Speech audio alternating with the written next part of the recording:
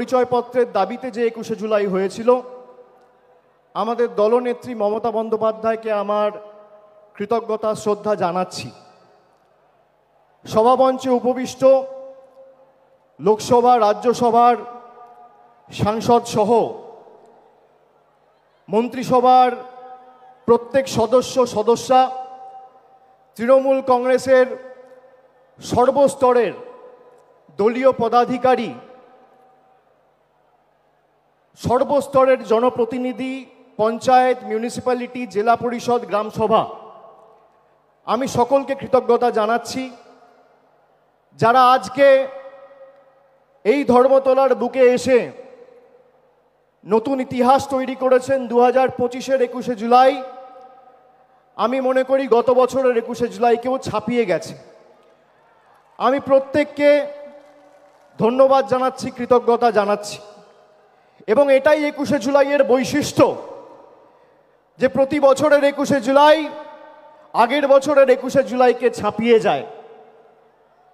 BJP, Trinamool Congress লড়াই করছে সম্মুখ সমরে, কিন্তু বিজেপির সাথে তৃণমূলের পার্থক্য কি? বিজেপির কাছে এত অর্থবল, এজেন্সি, গদি মিডিয়া, সংবাদ মাধ্যমের একাংশ, বিচার ব্যবস্থার একাংশ, election commission, enforcement directorate, CBI, income tax, পেগাসাসের মতো সফটওয়্যার লাগিয়ে আমাদের ফোনে আড়ি পেতেও বাংলা জিততে পারেনি। তার কারণ তৃণমূল কংগ্রেসের মতো একটা কর্মী বিজেপিতে নেই, আর আগামী 100 বছরে তৈরি হবে না। আমাদের নেত্রী এবং আমাদের দলের কর্মী তৃণমূল কংগ্রেসের আসল শক্তি।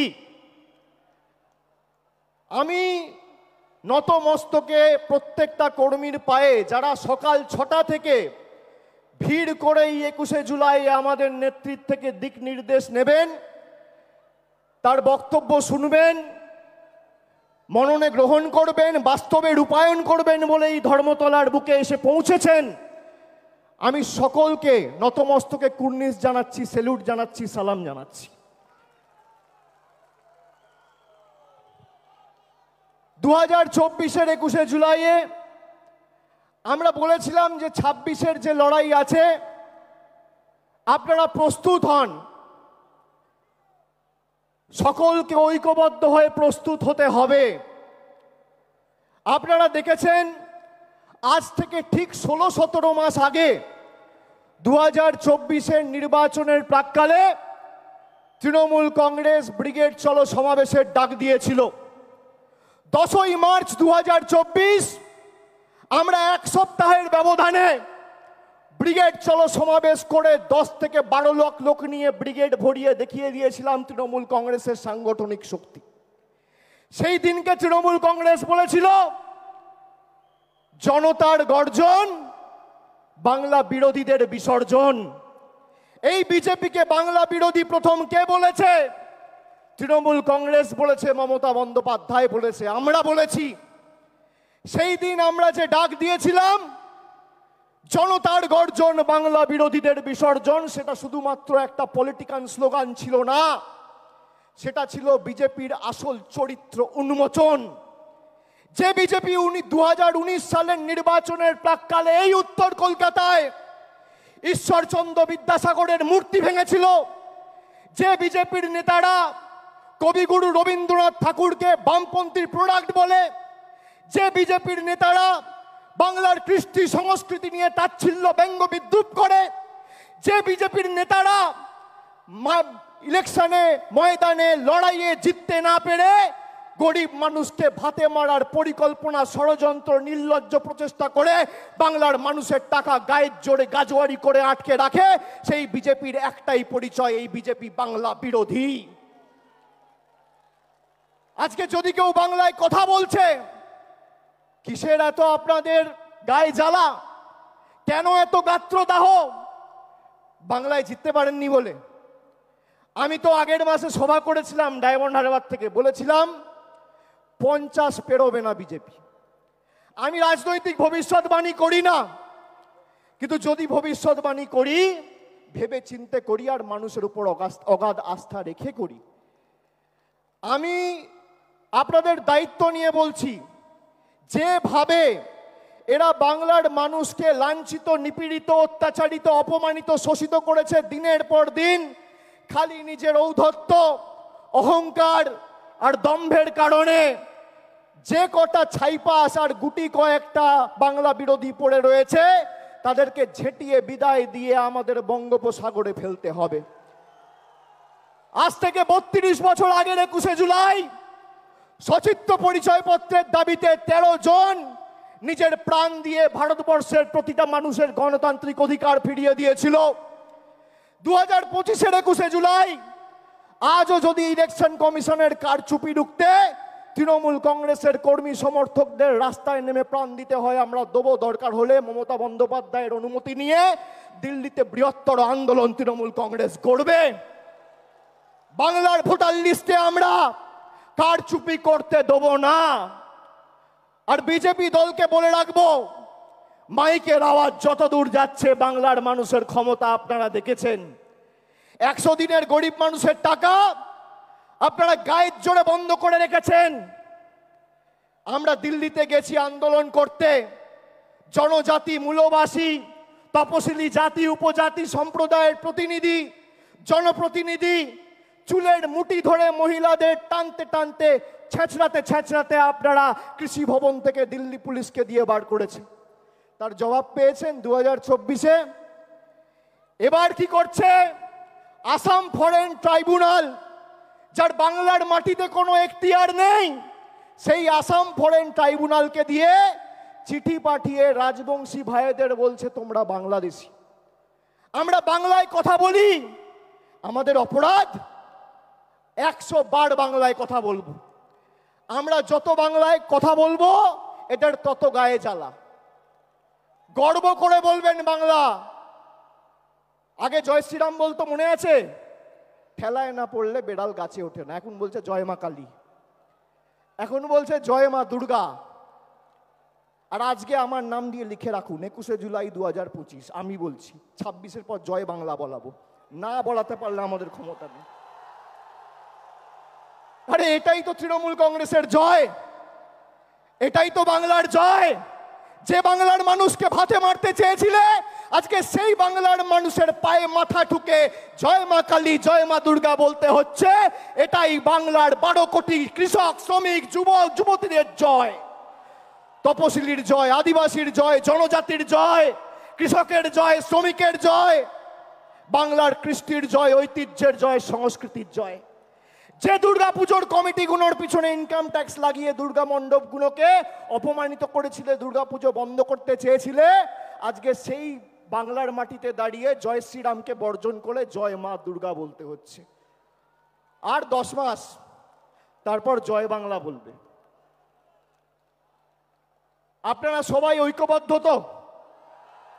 আপনারা বলুন, যে বাংলা ভারতবর্ষকে স্বাধীনতা সংগ্রামে পথ দেখিয়েছে, নবজাগরণে পথ দেখিয়েছে, আমাদের কবি, সাহিত্যিক, কবিগুরু রবীন্দ্রনাথ ঠাকুর, বঙ্কিমচন্দ্র চট্টোপাধ্যায়, যারা ভারতবর্ষের আত্মাকে শব্দের মাধ্যমে, সাহিত্যের মাধ্যমে, কবিতার মাধ্যমে রূপ দিয়েছেন, যে বাংলার বিপ্লবীরা রাসবিহারী বসু থেকে শুরু করে বাঘা যতীন, ক্ষুদিরাম বসু, যারা শুধুমাত্র বাংলা নয় গোটা উপমহাদেশে আন্দোলনের প্রদীপ জ্বালিয়ে ভারতবর্ষে দৃষ্টান্ত স্থাপন করেছে, তারা যে ভাষায় কথা বলে সেই ভাষায় অপমান।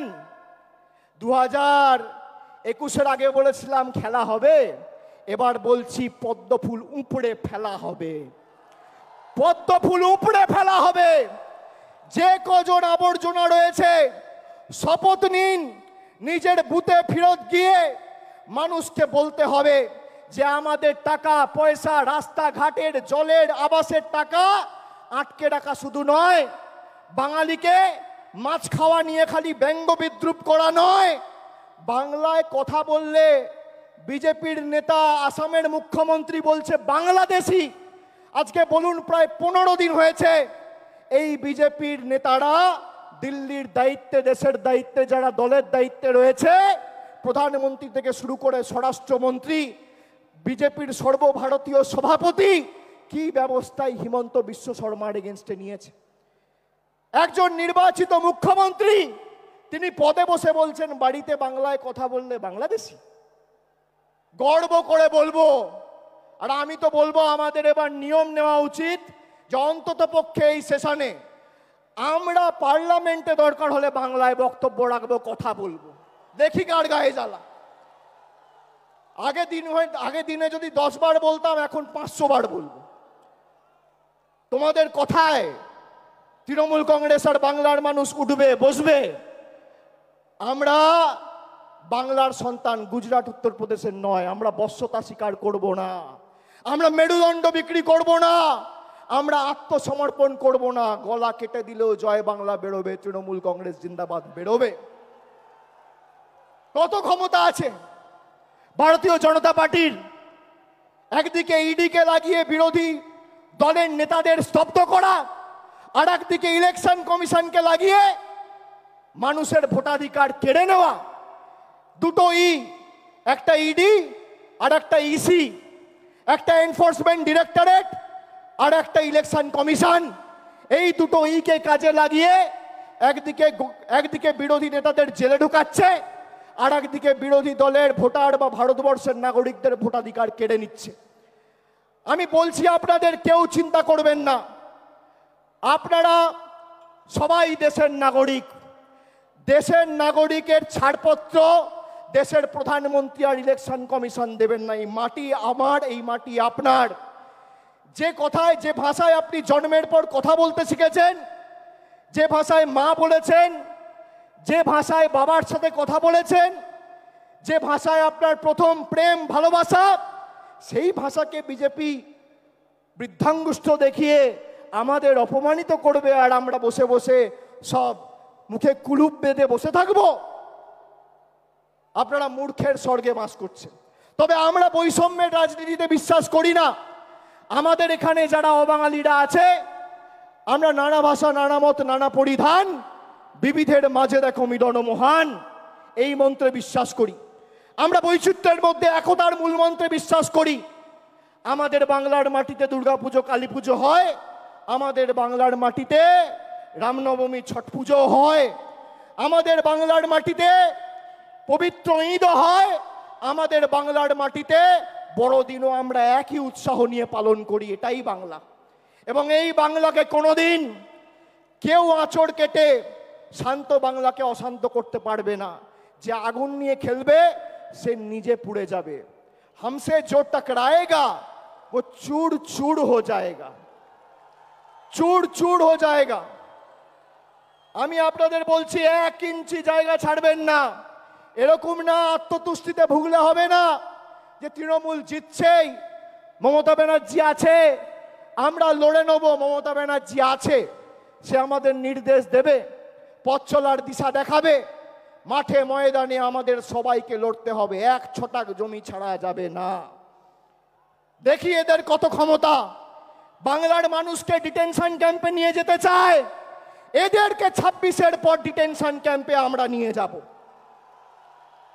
এদেরকে ডিটেনশন ক্যাম্পে রাজনৈতিকভাবে, গণতান্ত্রিকভাবে হারিয়ে আমরা নিয়ে যাব। আমাদেরকে আপনি বলবেন দেশের নাগরিক, আর কে দেশের নাগরিকরা?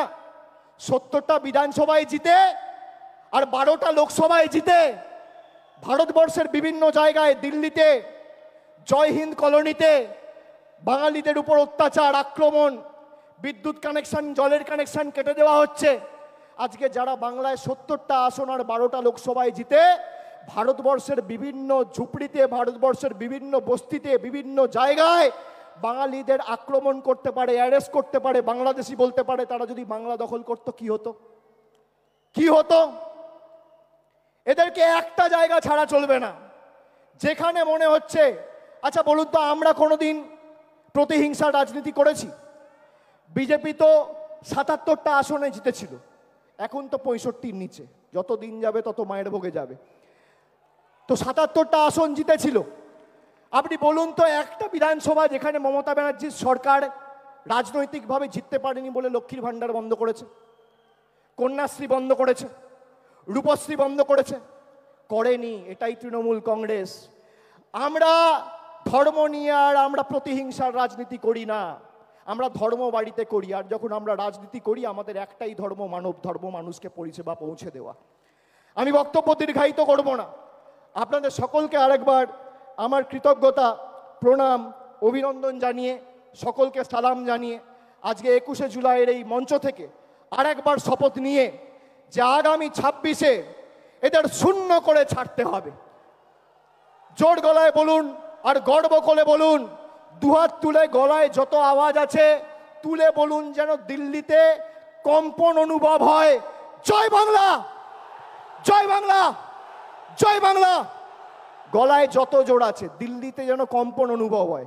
জয় বাংলা, জয় বাংলা, জয় বাংলা, জয় বাংলা, জয় বাংলা, জয় বাংলা, জয় বাংলা, জয় বাংলা, জয় বাংলা, জয় বাংলা, জয় বাংলা, জয় বাংলা, জয় বাংলা, জয় বাংলা। অনেক অনেক ধন্যবাদ, নমস্কার।